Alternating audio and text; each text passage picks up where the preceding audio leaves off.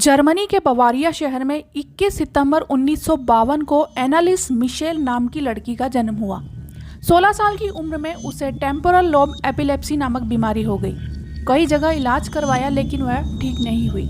उसके माता पिता ने फिर उसे पादरियों को दिखाया, जिसके बाद पता चला कि एनालिस के शरीर में 1-2 नहीं बल्कि 6 शैतानी आत्माएं रह रही हैं। उसके बाद एनालिस के साथ क्या हुआ उसे जानने के लिए वीडियो में बने रहिए, क्योंकि एनालिस के साथ ऐसी घटनाएं घटी थी जिन्हें जानकर आपके रोंगटे खड़े हो जाएंगे।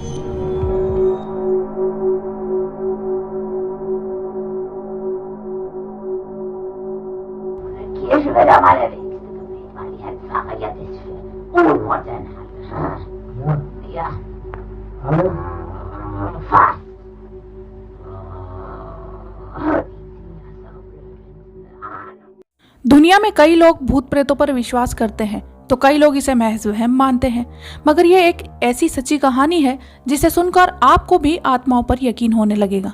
ये कहानी स्पेशल इसलिए भी है क्योंकि यह उस देश की कहानी है जहां विज्ञान पर विश्वास किया जाता है और जहां अंधविश्वास के लिए कोई जगह नहीं। कहानी है एनालिस मिशेल की। उसका जन्म जर्मनी के बवारिया शहर में 21 सितंबर 1952 को हुआ था। परिवार ईसाई धर्म से ताल्लुक रखता था। वे लोग धर्म को लेकर बेहद कट्टर थे। वह ईश्वर को मानते और अपने धर्म का प्रचार करते थे। परिवार वालों को देखकर एनालिस ने भी सोचा था कि वह बड़े होकर अपने धर्म का प्रचार करेगी, मगर किस्मत को कुछ और ही मंजूर था। जब एनालिस 16 साल की हुई तब टेम्पोरल लोब एपिलेप्सी नामक बीमारी का शिकार हो गई। इस बीमारी में मरीज न सिर्फ अपनी याददाश्त खोने लगता है बल्कि उसका अपने शरीर पर भी कोई कंट्रोल नहीं रहता। एनालिस के परिवार ने उसे पहले अपने गुरु को दिखाया।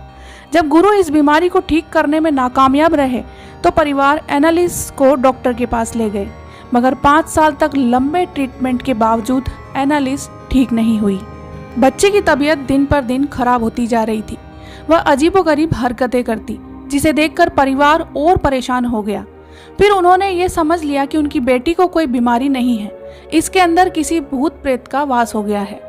इसके बाद एनालिस के माता पिता ने सोचा कि इसे चर्च के किसी पादरी को दिखाना चाहिए। इससे पहले उन्होंने एस्ट्रो ओड नामक शख्स को घर बुलाया, जो उनकी जान पहचान का ही था। एस्ट्रो ने देखा कि एनालिस फर्श पर पड़ी हुई है। जैसे ही एनालिस ने एस्ट्रो को देखा तो उसने फर्श पर पड़े पड़े ही टॉयलेट कर दिया और उसे चाटने लगी। इसके बाद वह पास पड़े कोयले के टुकड़े खाने लगी। इस दौरान एस्ट्रो ने नोट किया कि एनालिस के चेहरे पर एक अजीब सी हंसी है। वह ना खुलकर हंसती है और ना ही खुलकर रोती है।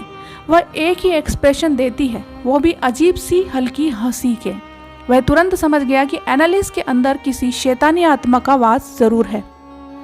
एस्ट्रो ने एनालिस के माता पिता को सलाह दी कि एनालिस का झाड़ फूंक यानी एक्सोर्सिज्म या तंत्र मंत्र से इलाज करवाना चाहिए। एनालिस के माता पिता ने एस्ट्रो की बात मान ली। इसके बाद 2 पादरियों ने पहली बार एनालिस पर एक्सोर्सिज्म किया। पादरी ने बताया कि एनालिस के अंदर 1-2 नहीं बल्कि 6 शैतानी आत्माओं का वास है। जैसे ही पहला झाड़ फूंक का काम किया गया, उसके बाद से ही वे 6 शैतानी आत्माएं गुस्सा हो गईं। एनालिस की हालत पहले से और ज्यादा खराब हो गई। एनालिस की ज्यादा खराब हालत देखते हुए दोनों पादरियों ने उस पर दोबारा एक्सोर्सिज्म किया, मगर परेशानी ये थी कि एनालिस कभी एक जगह टिक कर बैठती नहीं थी। इससे एक्सोर्सिज्म की क्रिया में काफी दिक्कत आ रही थी। इसलिए उन्होंने एनालिस को मोटी मोटी चेन से बांधना शुरू कर दिया ताकि वह एक जगह टिककर बैठी रहे। कई बार झाड़ फूंक की क्रिया की गई, मगर एनालिस की हालत में जरा सा भी सुधार नहीं हो रहा था। दोनों पादरियों को इस दौरान एनालिस के शरीर में कब्जा कर चुकी आत्माओं के बारे में पता चल चुका था। दोनों पादरियों ने एनालिस के माता पिता को बताया कि उनकी बेटी के अंदर 6 लोगों की आत्माएं रह रही हैं। पहला था नीरो, जो कि रोमन राज्य के जूडियन साम्राज्य का आखिरी शासक था। कहते हैं कि नीरो ने अपने ही राज्य में आग लगवा दी और जब यह विनाश लीला हो रही थी तो वह बैठकर सारंगी बजा रहा था। जब सब कुछ जलकर खाक हो गया तो नीरो ने शहर का पुनर्निर्माण करवाया और खुद के लिए एक स्वर्ण महल बनवाया। नीरो एक बहुत ही क्रूर शासक था। जब पूरे राज्य ने नीरो का विरोध किया तो उसने आत्महत्या कर ली। दूसरा था जूड्स इस्कारियोट। यह ईसा मसीह के 12 धर्मदूतों में से एक था और भगवान यीशु का शिष्य था। इसने महज 20 चांदी के सिक्कों के लिए भगवान यीशु को धोखा दिया था। तीसरा था कैन। कैन एडम और ईव के दोनों बेटों में से छोटा बेटा है, जिसने ईर्ष्यावश अपने बड़े भाई का कत्ल कर दिया था। तब भगवान ने उसे अनंत काल तक भटकते रहने का श्राप दिया था। कैन वह शैतानी आत्मा है जो कि भक्तों से और भगवान का नाम लेने वाले लोगों से नफरत करती है। चौथी थी हिटलर की आत्मा, जो कि जर्मनी का सबसे बदनाम और क्रूर तानाशाह था। पांचवी आत्मा थी वैलेंटिन फ्लिशमैन की, जो कि 16वीं शताब्दी का बदनाम पादरी था, जिसे शराब पीने, हंगामा करने और हत्या करने के आरोप में रोमन साम्राज्य से बर्खास्त कर दिया गया था। छठी आत्मा थी लूसीफर की। लूसीफर बुराई के प्रतीक के रूप में जाना जाता है। इसे शैतानों का शैतान भी कहा जाता है। बताया जाता है कि एनालिस पर एक्सोर्सिज्म की क्रिया की जाती थी, तो पादरियों को कई बार उन शैतानी आत्माओं से दो चार होना पड़ता था। ये दोनों एक्सोर्सिज्म की पूरी प्रक्रिया को अक्सर ऑडियो कैसेट में रिकॉर्ड किया करते थे।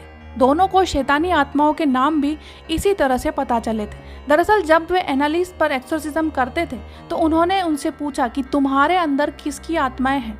एनालिस ने तब उन 6 लोगों के नाम लिए। एक ऑडियो में एनालिस की ये बात रिकॉर्ड भी हुई थी। इसमें आवाज भी बेहद डरावनी सुनाई दे रही है।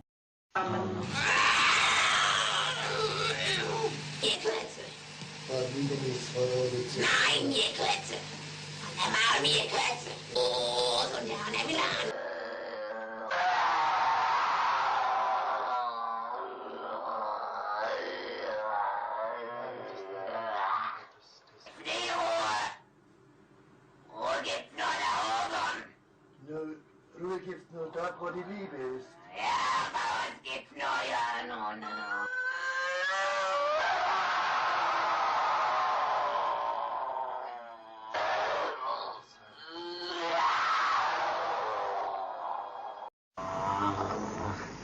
Die müssen in eigenen Seminaren ausgebildet werden, die dürfen nicht auf die anderen Universitäten. Kapiert?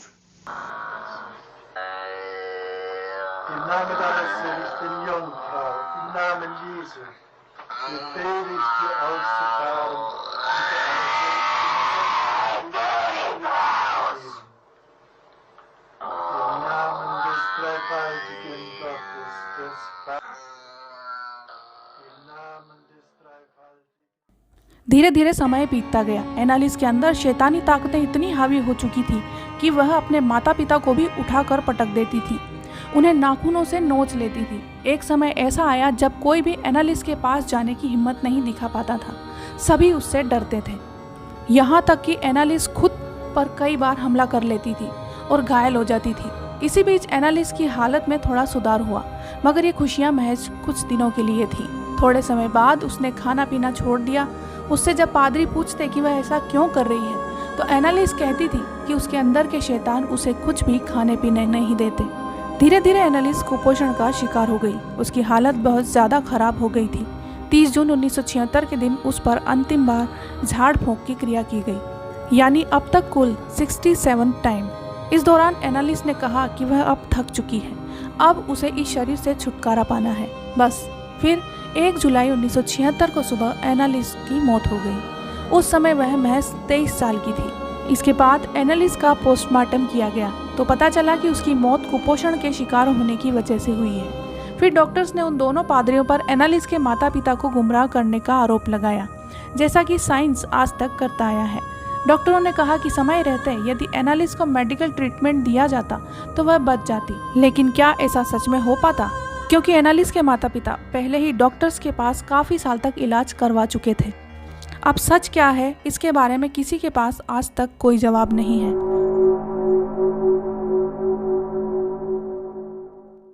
दोस्तों, इस बारे में आप क्या सोचते हैं, कमेंट करके ज़रूर बताएं। वीडियो पसंद आया तो उसे लाइक और शेयर करें। चैनल पर नए हैं तो सब्सक्राइब करें और पास दिए बेल आइकन को दबाएं ताकि इस तरह के और वीडियोस आपको मिल सके।